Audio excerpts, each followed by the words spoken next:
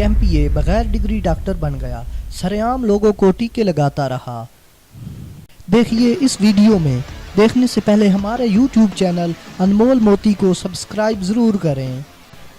तहरीक इंसाफ के एमपीए फजल इलाही बगैर डिग्री के डॉक्टर बन गए, सरेआम शहरियों को इंजेक्शन लगाते रहे।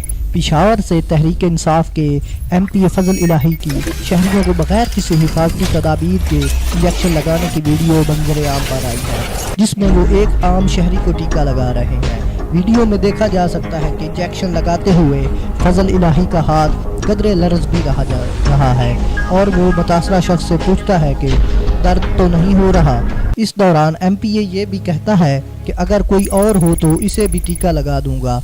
डॉक्टर एसोसिएशन ने एमपीए के टीके लगाने की मजम्मत करते हुए कहा है कि टीके लगाना नॉन क्वालिफाइड लोगों का काम नहीं। एमपीए ने हद से तजावज़ किया है। अगर वीडियो अच्छी लगे तो प्लीज़ हमारे YouTube चैनल अनमोल मोती को सब्सक्राइब ज़रूर करें। शुक्रिया।